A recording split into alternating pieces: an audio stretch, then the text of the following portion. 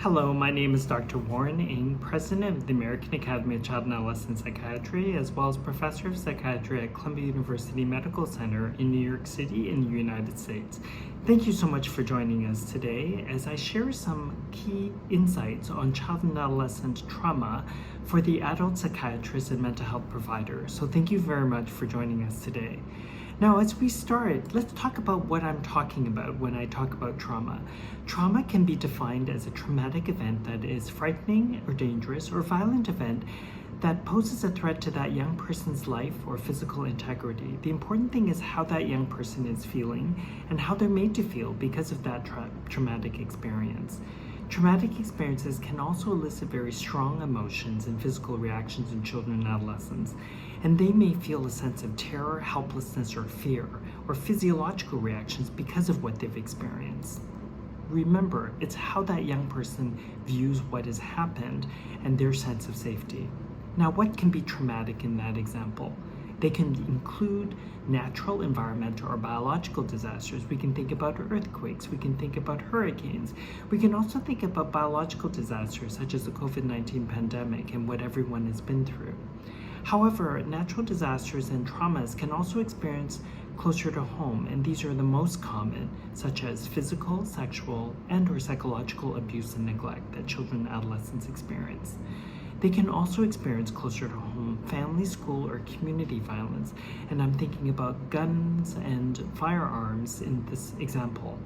They can also experience bullying and interpersonal violence, and that can happen in person as well as by social media or virtually, so by cyberbullying, for example.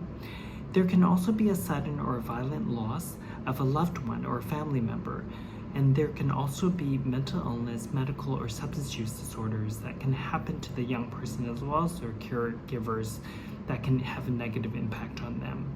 Increasingly, we are seeing children and adolescents experiencing refugee and or war experiences, and these things can happen within their country or as they're fleeing, and issues related to terrorism are also a part of this.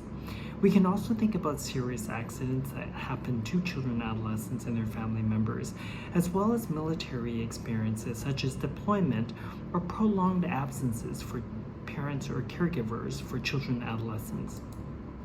When we think about how we frame trauma for children and adolescents, we need to be respectful of their developmental experience at different ages. So when we're talking about a young person 0 to 5 versus a young person who's 12 to 17, there are very different experiences because they are going through their different developmental milestones. However, when traumatic events happen during a child's development, it can cause them to have difficulty progressing from one milestone to the next, and can also lead to some developmental arrests that can happen as they're developing new skills, new abilities, as well as their competencies. So one of the things that we often talk about with children and adolescents are adverse childhood experiences. And there are things that can happen, such as the abuse and neglect that I spoke about, or family dysfunction, that can have a very negative impact on that young person's future success, as well as their health, their well-being, as well as their social adaptability in life. So it's important that we pay attention to how children experience trauma earlier in life so that we can ensure their success and future. We can also think about the risks and protective factors for young people. It's important to understand the severity of event that they've experienced in terms of their trauma, but also what is their proximity? How close were they to what was happening? And did they happen in person or was it virtual? We can also think about the caregiver's reaction. So how children and adolescents experience things. They also look at the eyes as well as the experience of their parents and caregivers. If they see fear in their eyes as well as terror, they're more likely to have a negative experience. So it's important to not only support young people, but also their parents and caregivers as they're going through these difficult times. It's also really important to understand if there's any previous history of trauma. And we often think about family and community factors as being very protective in adding to their resilience as well as their coping strategies. Now, we can understand that everyone is going to have a difficult experience initially to any stress or trauma. And most people bounce back within a period of several weeks. And most people are able to utilize your resilience as well as coping skills. However, some young people and adolescents may have more difficulty, and if they're still having difficulty coping and or having difficulty with their sleep, their appetite, as well as their behaviors after several weeks or a month, that may be an indication that we need to seek more attention and care for them. We can either go through their pediatrician or their primary care provider, or through their school network, or through yourself as the adult psychiatrist and mental health provider in terms of understanding what they're going through and getting them the help that they need. What's often important is that thinking from a developmental spectrum is that children age 1 to 5 are going to have very different reactions to stress and trauma than, say, an adolescent. So for young children, 1 to 5, we might see more temper tantrums, disruptive behaviors, as well as regressive behavior. So it's sort of becoming more of a baby, as well as nightmares, as well as sleep and appetite difficulties. For school-age children, 5 to 12, we might see some of that sleep and appetite difficulties. And if they are in school, they're going to have potentially some more difficulty concentrating, focusing on school, doing their homework. And they may also be exhibiting more physical complaints, headaches, stomach aches, and other signs that they're having difficulty adapting. If they're more able to express their emotions in words, we might hear that they are feeling anxious or fearful or guilty or shame in terms of what's happened. For adolescents 12 to 17, we might hear more about those experiences of anxiety, depression, moodiness, but we're also looking for behavioral signs such as social withdrawal, that they're no longer spending time with friends, and or engaging in other behaviors that we would be very concerned about, such as eating disorders, self-harming behaviors, or risky behaviors, inclusive of alcohol and substance use behaviors. So just being mindful of how young people may be experiencing and demonstrating that they're having a difficult time through their behaviors. Now, what can we do? What's really important is that we need to ensure that the children and adolescents are safe by ensuring a safe environment.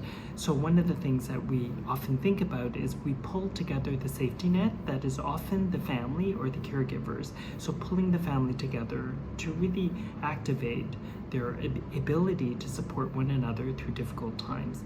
It's also important to listen to your child and adolescent. So really ask those questions and be ready to listen and hear things that you may be not wanting to hear, the fact that they're not doing well, and being able to validate their experiences, that they've been through a difficult, traumatic experience, but that you're going to be with them and you're going to get through it, and we're going to get help and get them the help that they need.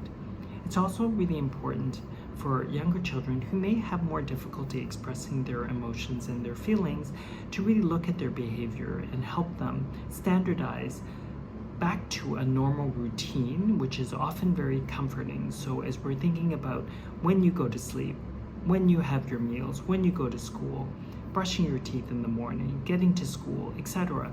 Some of those things are normalizing, and they help give that young person a sense of control over their environment, as well as conveying the sense of normalcy, which is really important in terms of structure during difficult times. It's also really important to let them know that you're there for them. And it's also important that if they're having a lot of exposure to TV, social media, or the news, that sometimes those things are triggering and may actually remind them of some of the traumatic events. And that might be not as helpful for them. And we can really focus on, once again, their routine, focusing on their sleep, nutrition, and well-being, and really the things that we can control so that we can help them get more of a sense of normalcy back.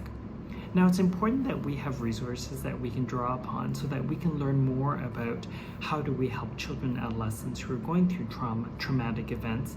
And there are resources within the United States, and with many of these resources are also translated into different languages, such as resources from the National Child Traumatic Stress Network, which is www.nctsn.org,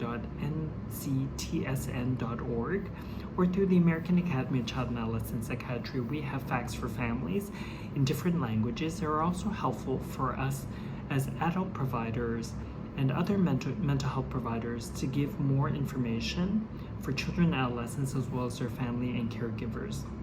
There's also international resources through AACAP, such as the e-textbook on mental health that has a specific chapter on child and adolescent traumatic experiences. We can also think about the World Health Organization as being another resource. So really avail yourself of all of these different tools that can also provide additional training as well as information for you as well as your teens. Thank you so much for coming and learning more about child and adolescent trauma. Take care.